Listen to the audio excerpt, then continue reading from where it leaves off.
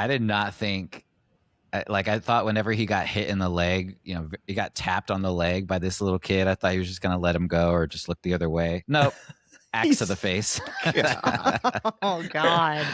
He's like, you get some too.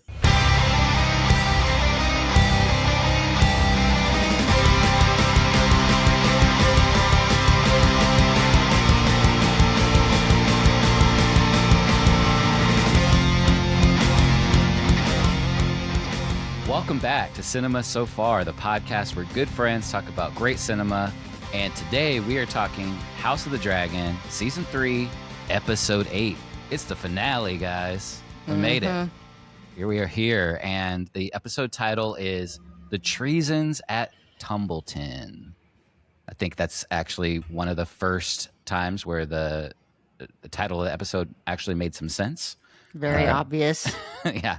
I'm not sure what was going on for the rest of the season, but I'm your host, James, and we also have our co-host, Sydney. Get off me! That's what Ormond said to one of the villagers, probably a child. Probably as he was trying to get them to, to be a prop. And we also have Travis. I'm alive, imbecile. Yeah. Aegon keeps me... I don't do as good a reaction of it, or not reaction of it, but a copy of it. Aegon keeps us entertained, guys. I mean, that's what he does. Yes. I have a whole rant about Aegon in a minute. Let's get hear ready. it. I have to take a drink of water. Take your seats. Sit down. But what did you think of the episode, y'all? I think it was a very well done episode. Again, they've had featured different directors and writers throughout the season, producers, pretty stayed steady. But I'm really been impressed with what they've put together in this final episode. And I do like to watch the behind the scenes and some of the deep dives that Game of Thrones put out for it, and find out how they kind of planned this episode to be a less of the normal formula, where episode 7 is kind of the massive episode, and make this a good large finale to include closure to some aspects, but leave it enough open to carry into season 4. Mission accomplished on that one, I think, right? I mean, it totally felt that way. I mean, for a season finale, there was so much emotional damage. There was a lot of things that wrapped up, a lot of tropes that wrapped up everywhere. And it just impacted me as a viewer to watch it all in order, one a week. So there was no space in between.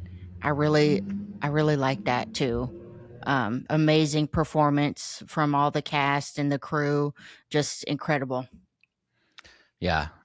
I felt like I was on the edge of my seat the entire episode, and it was for a lot of those things you said. Like, every character kind of got some kind of movement, and there was just a lot of cool stuff, because I think we're starting to see how Rhaenyra has truly changed. We got to see Ormond's comeuppance, and we were all rooting for that. I mean, I don't know anyone that was even on Team Green that liked Ormond, but no, he got a giant knife up his butt. Yes, unbelievable. Yes, he got a unbelievable way to go. Steel anima, and probably did not feel good. And dude, I think proper from the north. Yeah, dude. Yeah, and then all the Northmen, they're all ready to die, and they're finally going into battle. We got to see that in this episode. Some warriors right there. And I loved how the season kind of bookended. It was bookended with the battles. It opened with a battle, ended with a battle, and we got everything in between to kind of build towards it. But just an awesome episode. I'm sure we're going to talk about it a little bit more. Stick around. Yeah, we're going to talk about it. I mean, it was a long episode, too. 80, 70 minutes. Yeah. The longest one. Did you guys watch the previously on, edit that they did before the episode started? Where it shows, what happened before? Oh, yeah. The recap? Yeah. Or like, yeah, yes. That was even well done. I felt like that was just really, really good. Mm-hmm. And then we got I think a new scene in the opening also. I don't know if you guys caught it. I heard that it was. I don't know if I even recognized what was the new part of it. Rhaenyra with the gold dragon behind her. Oh, maybe. Is that? Yeah. All the people bowing down to her, I guess. Maybe that was it. Help us out in the comments if you know which one it is. They cut that stuff so it seems quick, right? And I'm like, it's not on there long enough. I could pause it and analyze it, but it ruins the flow. I want to get through the episode. Yeah, you want to get to it. But I don't even know if I could tell what's happening even if I paused it. It's just so abstract. I'm not sure I even know what I'm looking at. But and I think it relates, as I've said before, I think Helena here has been, creating this tapestry throughout the episode, being in the King's Landing, just, how that long role she had of it, that she had been putting her visions on. This is a way of documenting her visions, I think.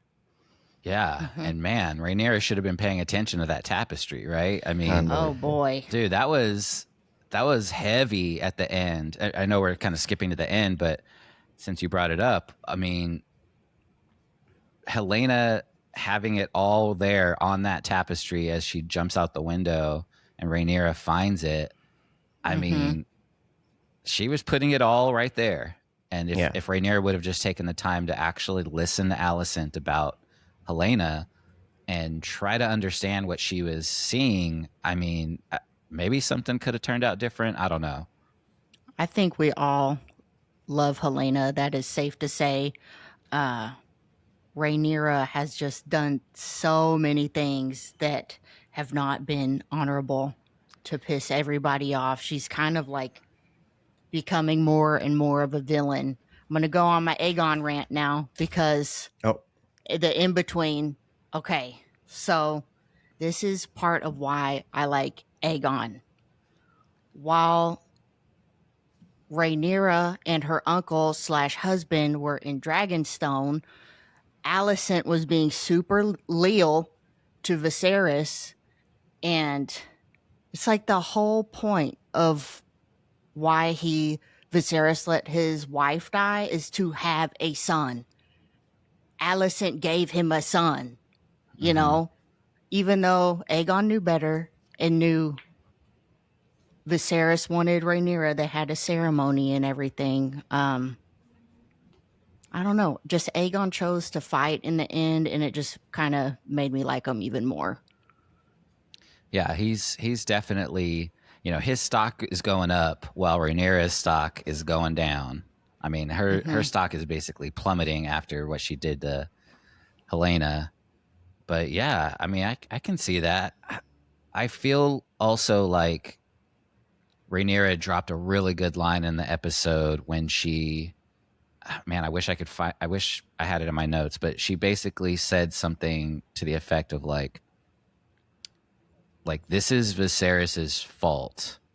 He didn't really do enough to prevent all of this bloodshed from happening. He kind of was like, all right, Rhaenyra is going to be queen, and and then he dies, and there's just all this what am I trying to say? There's so much that still can happen because he didn't like take the final steps. He took half measures to kind of, bring up a Breaking Bad quote, but he didn't go the full way to secure Rhaenyra as being the next ruler, and so this is all that's happening because of it. Yeah, we ended on a huge cliffhanger. There is no resolution yet. Yeah, of who is ruling. Yeah, we ended on Rhaenyra closing the windows. I'm not saying I'm like Team Green or nothing, but Alicent was super loyal to Viserys, okay, and gave him sons even though they were half green. They're also half Viserys, which I think speaks louder personally. But okay. Yeah. No, that's a great point. And when we are talking about, Valyrian blood and Targaryen blood, and that's kind of how the beginning of the episode starts, with Daemon talking Valyrian to Rhaenyra, and every time he does that, she gets powered up. Like, Yeah. you know what I mean? Like, he's whispering something in Valyrian, and then she gets juiced and is just like, she just wants to go conquer some stuff. And that's exactly what happens. She's basically like, all right, enough of this. Go take that city out. And as long as you don't, totally go ham and destroy everything, just do it the right way, because it's in my name.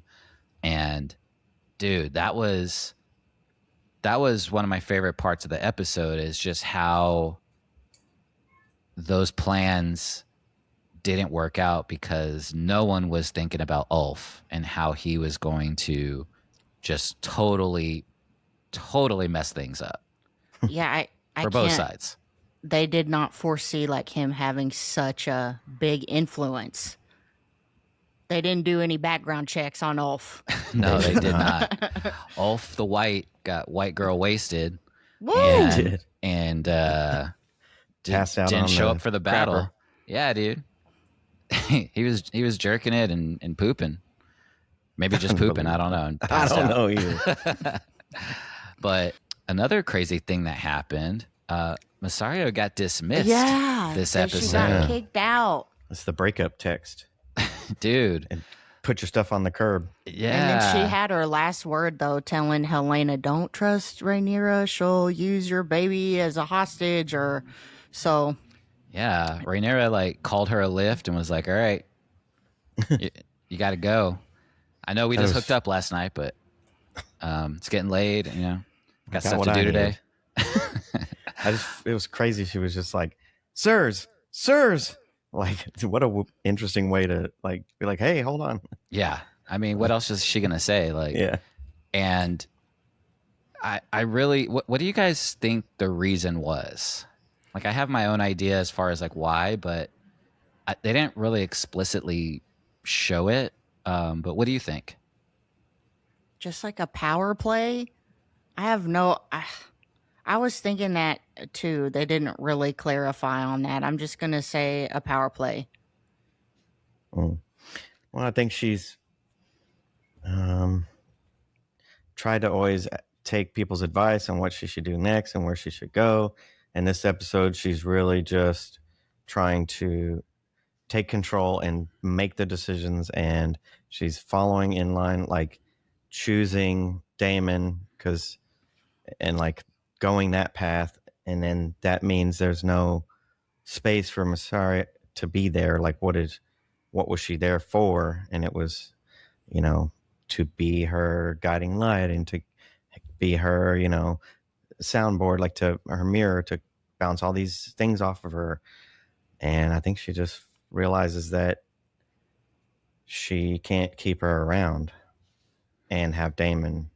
Yeah, they're beefing the whole time. Mm-hmm. Yeah, and I think it was one of those things we talked about before, where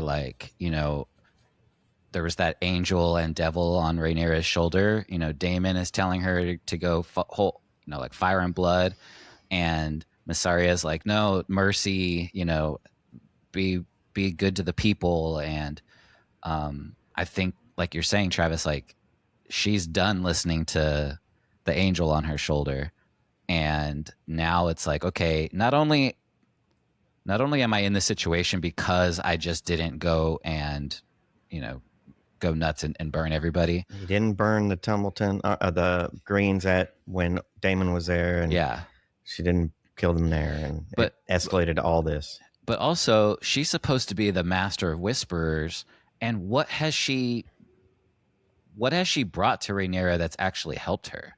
Correct. Nothing. Yeah.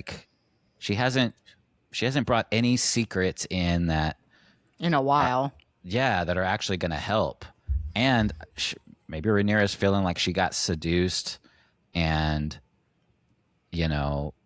distracted or whatever, from what she actually needs to do. So she's not going to kill her. She's just going to, get her an Uber and send her on her way.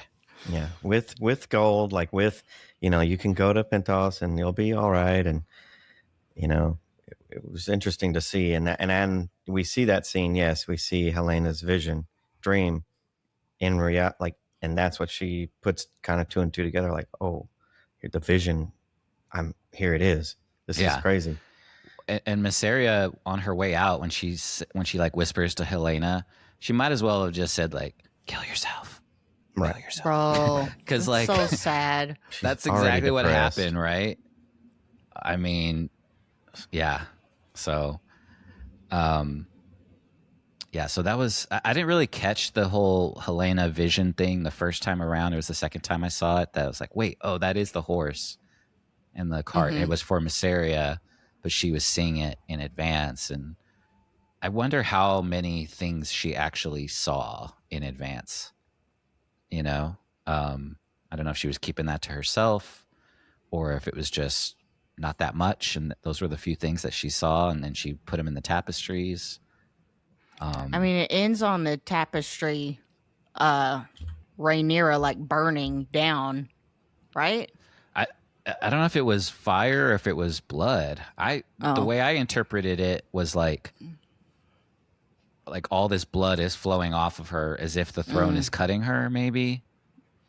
But again, I can't read tapestry. It was hard to tell. I couldn't tell if it was blood like in the eyes and on her, but then maybe fire behind her because the dragons burning everything. Yeah, it was hard to tell. A little bit of both, probably. And we also see there was a whole lot of lore dropped. There was a lore dump with Alice. Yes. When she's talking to Aemon and just telling the story about, I don't know if did you guys kind of follow that? Like it was a lot, but I think I got it. I'm not sure. I'm not 100%. I went, when she said she's 100 years old. Holy. Hey, you look good, girl. She looked good for 100 years old. Got a good skincare routine. She does. What's your moisturizer? But yeah, I guess she's been a witch for hundreds of years or close to that, and she was originally at Harrenhal, and her son got burned by the same dragon that melted the castle, and then I guess she was seeking a way to help her son. And that's where she got kind of like, and this is where that creature from the forest comes in, because she said, right. "Oh, I was seeking the," I forgot exactly how she said it, but she's basically talking about the children of the forest, which is maybe some lore you haven't got to yet, Sid. I don't know, but that's what she said, and it was cool to hear a lot about her origin, but still not enough. I mean, I still feel like something's going to happen with that in season 4. There has to be, right? But my other favorite scene is when Aegon shows up and threatens Aemond and bitch slaps him. Yeah. Yes. he Will Smithed him. He did. And that was funny because he wanted a different reaction out of Aemon, but Aemon was just like, "I'm sorry." He reminded me of the Joker, like Heath Ledger's Joker, the way he was kind of laughing maniacally, and then he's like, "But like, you're supposed to do something here, like, fight me." But he's just on his knees, like, he really actually did feel guilty, and in the lore of being king or being, trying to be a kinslayer, like him trying to kill his brother, he does have this like, holy crap kind of moment of like, I did do that. And I just am interested to see how, because they didn't come back to them. So I'm interested to see in season 4, how does this play out? The rest of that, is he going to do something, or is he just going to fall in line behind his brother and they're going to find his dragon for Aegon? Or is he going to, or stay with Alice and keep this Harrenhal and like build a future kingdom out of that?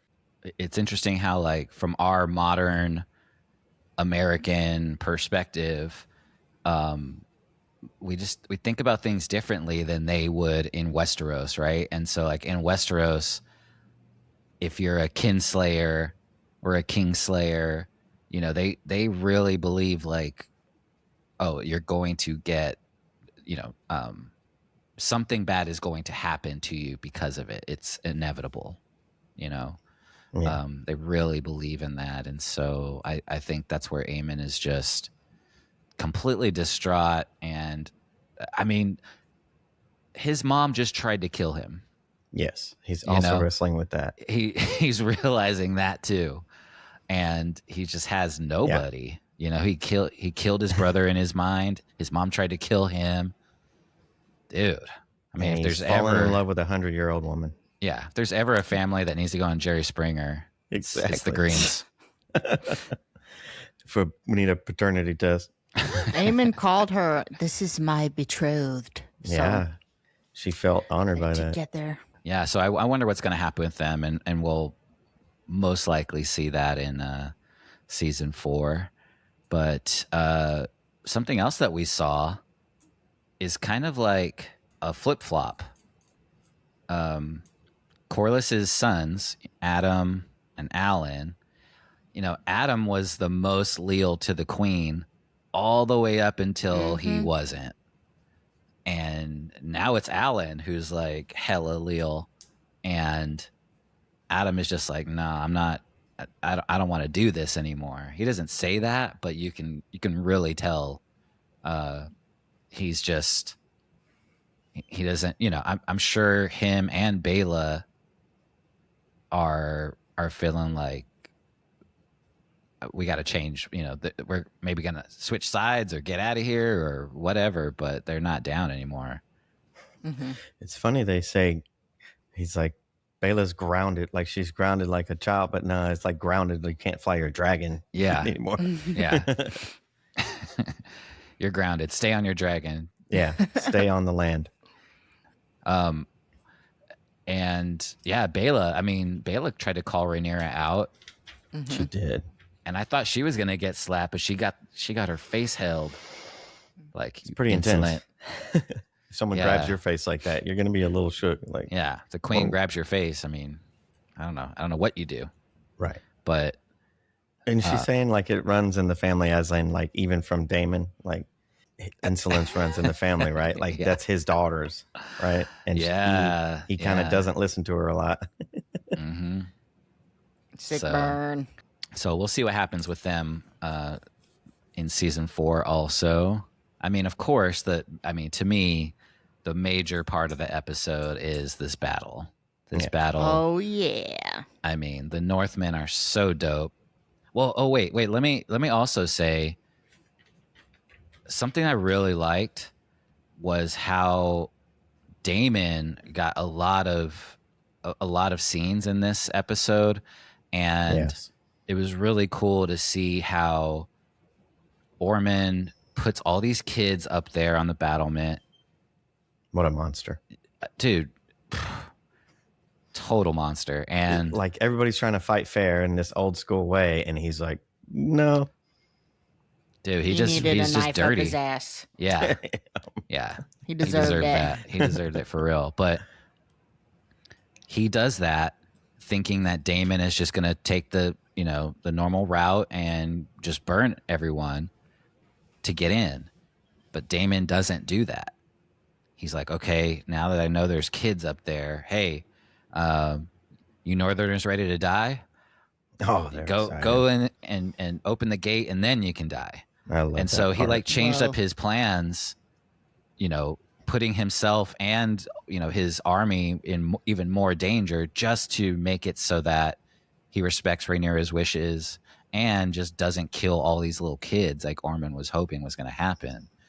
And so it really shows Daemon in a different light, Sorry. Oh, a little haku. Hey. Get down. Kitty, what do you call it? A guest appearance? Yeah, kitty cameo. Love it. We love Ohaku over there. I think it was pretty interesting to see that unfold and how they covered it from a few different angles, in the sense of Damon's walking up with Syraxes and it's like, get out of the way, move, kids. Like, what are these kids just standing around for? Okay, why are they just standing there? They were two told. of them just like stand there like, oh, we got to be brave, like. And he tries to burn them. They tried to run off. I don't know if they got torched or not. Yeah, they kind of cut right before you see them get flambéed, but like, yeah, they probably got wasted. But yeah. I love the Winter Wolves here because they really have been waiting for their chance to just fight people and like take out their, like what they love to do. And the way they build their chant up with the smacking of the armor to really intimidate, and the ability to just charge into, arrows are just raining down and just running forward anyways. Arrows and these giant stones. Did you guys see Dang. how like one of the stones decapitated someone, but I didn't he kept running? So brutal. I gotta watch it one more time. I watched it like 4 times. Yeah, that was And the hot oil, climbing up a ladder, you're not gonna make it up this ladder. Like, that's insane. Why didn't they just push the ladder? It just was this rickety wooden ladder. They could have just pushed it down. Oh, it's hilarious. I think to let them all up there. I think they had people shooting up, right? Shooting arrows up. So like if you go to push it, you're gonna get an arrow on you. An arrow straight to you. But speaking of arrows, that chick is badass, and I don't remember her name right now. But of the Winter Wolves, we saw her earlier. She's the one who killed Kristen Cole. Mm-hmm. The way she's riding up and just takes out those 2 archers, like. Yeah, she's. I thought she would have a bigger arc, maybe in season 4. Too. I think season 4 probably, because they kind of kept her in the mix. You can see her a little bit. She's standing there at the end with Corlys. Yeah, and then I thought like Roddy. I can't remember his full name, but I was just always Roderick. calling him Roddy. But the main Northern Wolf. He's awesome. I did not think. I thought whenever he got hit in the leg, he got tapped on the leg by this little kid. I thought he was just going to let him go or just look the other way. Nope. Axe to the face. Oh, God. He's like, you get some too. Oh, my word. Yeah, the battle scenes were just epic. It really made the episode. But seeing Daemon look at all the destruction was kind of sad too, and Ulf's wife died, and seeing all the innocent families grieving, it just was so sad. Hugh's wife. Oh, Hugh. Yeah. Excuse me. Yeah. It's funny today. I was like, "Oh, I need some more Ulf setting powder." I meant to say elf. House of the Dragon has just been on my mind. It has. Need some more Ulf. Now, we're coming to this end here. We've just been deep in this lore for almost a year. Ulf was in the bathroom powdering his balls. Oh my word. But yeah, that was, man, whenever he like woke up, got kicked around by Ormond for a little bit, and then just decided, you know what? I'm going to burn all you guys too. Yeah. Just that, with shame, it makes people do things. Like, he was shamed the same way by both of them. And that is what has now led him to just saying, I'm a rogue now. I'm a rebel. Now I don't care about either one of y'all. I got my own dragon. I don't need none of this. I'm F you and F you. And Dracarys. Yeah. A funny thing about him, in reading the script, he saw these things in these moments, and he had to kind of like take a breath, like, holy crap, I'm going to get to say Dracarys on film. Like, multiple times. His character is such a hoot. Yeah, and he was funny when he was like in that tavern talking to everybody, and like, Rhaenyra and Daemon, her uncle, her husband, her lover, or whatever he said. Hamming it up. Yeah. he But gets close to the ladies, and they're kind of enthralled by him a little bit. Yeah. He's like, and she's a bee, you know, and I was like, that lady liked that. She was into that. I mean, yeah, the Dragon Rider. Yeah. Wait. Chick magnet. But yeah, like you mentioned, Sid, Cat was dead. Hugh left his post, came over, flew over on his dragon, got into the city, found her, and it was too late. And it's just tragic. Just adds to the emotional damage of this episode. Super tragic. I mean, and it really makes me think about, okay, so now Hugh is probably rogue as well. So now we've got 2 rogue, not of the lineage, like not of the house of Viserys type of, that part of the line. So they're just rebels now without a cause, except that they're pissed off that both sides of them have wronged them, both sides. Yeah. And did you guys see towards the end when Ulf and his dragon are flying but getting chased by Caraxes? Yeah. Right. And Vermithor? But Caraxes and Vermithor didn't have riders. They were just kind of chasing them off on their own. I wasn't sure about that. That was part of it too. Like, what's going on here? Yeah, I think they were just getting chased, because they understand that wasn't supposed to happen. Dragons are smart, so they knew that was a faux pas. Because maybe they see them burning, or he saw him burning towards his rider, Damon, I guess. Mm-hmm. Yeah, I don't know how they... That one I did question, like, what's going on there, and what's going to happen to these dragons now, and Yeah, and then we saw Damon in the city, just murking dudes, just killing that guy, then that one, then this other one. But then when he gets to, I think his name is John Roxton, the lead, the main henchman of Ormond, and dude, he's taking Damon in that fight. Like, Damon had no answer. Mm-hmm. And then like he picks up his sword, his badass sword, which, by the way, do you guys happen to know what the name of his sword is? It's probably one of the dopest sword names I've ever seen. I know we said it. I know you said it before. No. I'm not talking about Damon. Damon's sword is Dark Sister. Dark Sister, right? Okay. But I'm talking about the other guy, Roxton. 2 Valyrian steel swords. Yes. Finally having a chance to fight each other, which is insane and epic. Yeah. So his sword is called... You ready? Yes. I know. I don't know it. I can't say it, but I heard it before. His sword is called Orphan Maker. Orphan Maker. That's Damn. right. Because it kills the parents of the kids. Yes. Right. Yeah. Yes. I'm guessing so. Yeah. Golly. Yeah. That's a tight name. Well, it's been awesome this whole season seeing him carrying it around, whether I like the high towers or not. It's like, this dude's got an epic sword that reminds me of Sydney's. Like that's a badass sword. Mm-hmm. And he gets to wield it in this fight. Yeah, we saw it a few times. I love the behind the scenes. I need to name my sword now, except I need to draw blood for it to claim me or something. Oh, okay. Yeah, or someone needs to knight you. Yes. Yes. We will do that. Yeah, I think that's like a thing where if the sword like nicks you, it claims you. Okay. Just like the throne. Yeah. Yep. Mm-hmm. Yep. I love that.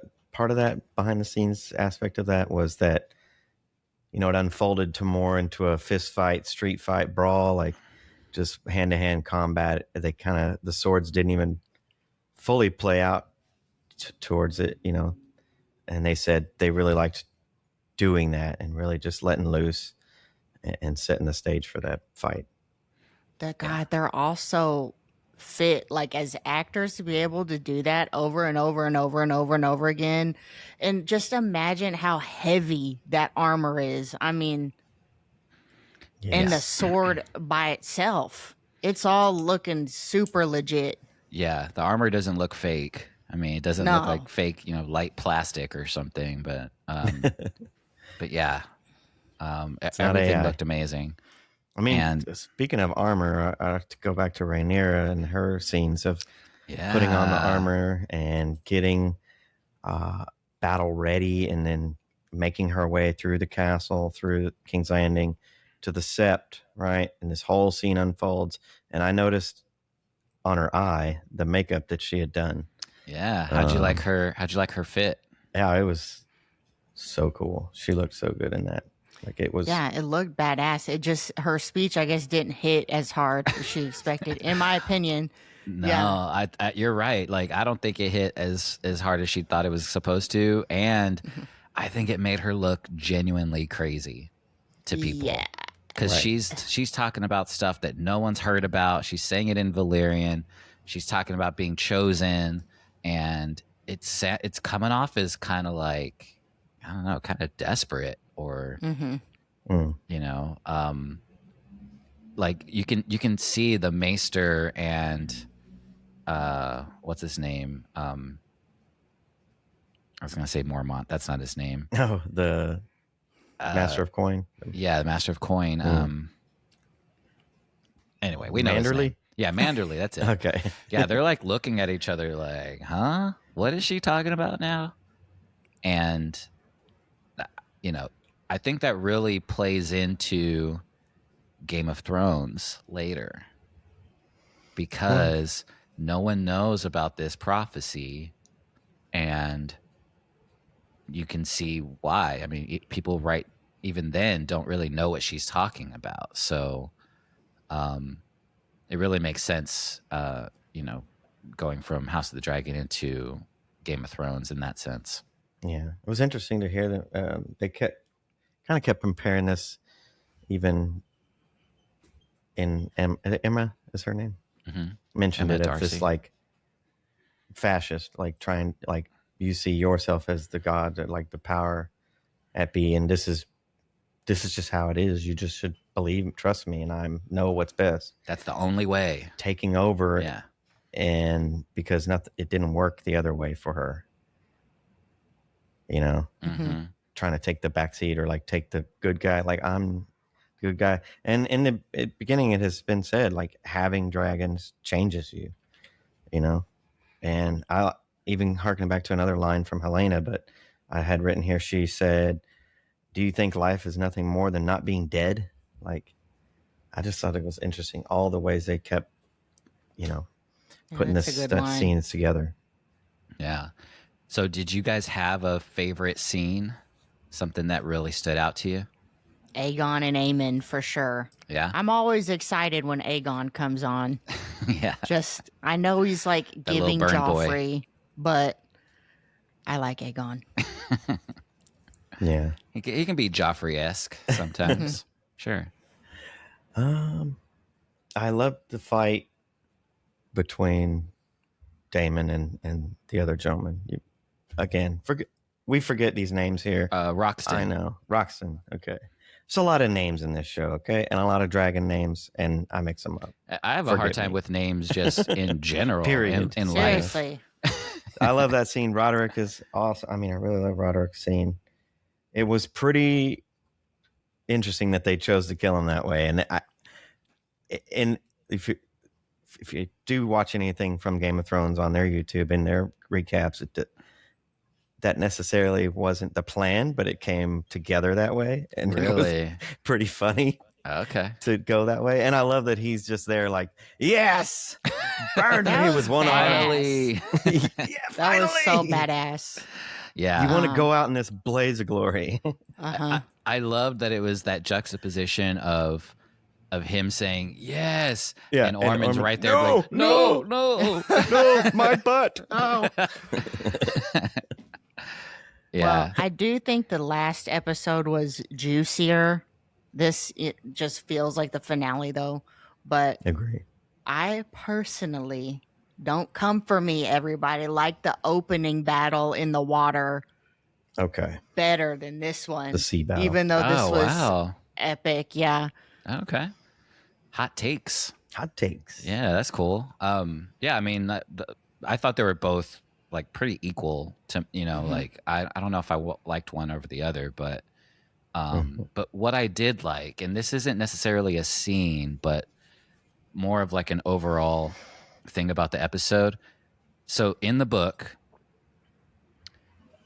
there's not as much detail, right? And so in the book, it's taken from the perspective of like Queen Rhaenyra is doing a lot of weird stuff. She's being really, really mean and twisted, and she's doing all of these things that were very different than what we saw in the show, where Rhaenyra was like trying to do the right thing, right? And so I thought that was really cool how the show is showing that she started out trying to do the right thing, but then ended up turning into something that she never thought she would be. But that's the perspective that the people wrote the book about. Like the, Fire and Blood is written by a maester who kind of saw all this. So it's very cool to me that like all you get in the book is all of the bad things that she was doing, and you don't really see how she was struggling to do good, but then eventually just kind of started doing all of the bad stuff because you're not in those rooms with her. And, that was private. She was just talking to Damon or talking to Massaria or something. And so I just thought that was really fascinating and so well done for the showrunners or the showrunner and the writers to kind of like pull that out of the book. Yeah, that is really interesting. Wow. And even for Alan and his sense of this, like, he hasn't even wanted to be around all this at all. He didn't want to have anything to do with it. And then he starts to embrace this role of, the queen commands this. I do these orders. I fulfill them. And taking this role and kind of standing up to the guys who've sailed there and saying like, oh, well, they're like, who says this or who are you to speak? Well, I'm his heir and I will be the Lord. And how Adam questions him like, oh, this is a glorious ascent for a bastard. And he just says like, I'm just discharging my duty here. This is just because that proximity to power, it starts to change you, It's kind of why I'm glad I don't ever want to be around, because that's just not who I want to be. But it seems like in anything we've ever witnessed in kind of history or in these scenarios, it seems like you kind of have to keep your position. You have to do the stuff that you don't want to do and don't like, because otherwise you get taken advantage of and you're not in power. Like, it's a weird situation you get put in when you're trying to rule like this. Let's hope we're never asked to rule anything. No. So what would you rate this episode? You know what our ratings were before. We usually do out of 5 stars. What would you rate this one? This was a great finale. Honestly, I'm going to give it 5 out of 5. It just was so well done. And just the scenes and the characters and everything was just spot on. It just the cliffhanger too, going into season 4. It's just like, I can't wait, I agree with you. That last scene, just like, I was like, that's it? What the fuck? I was like, come on, there's got to be more. But I mean, I can agree with 5 stars on that. I mean, from the production standpoint, the directors, the writing, like I said, sound design, all the effort put into this.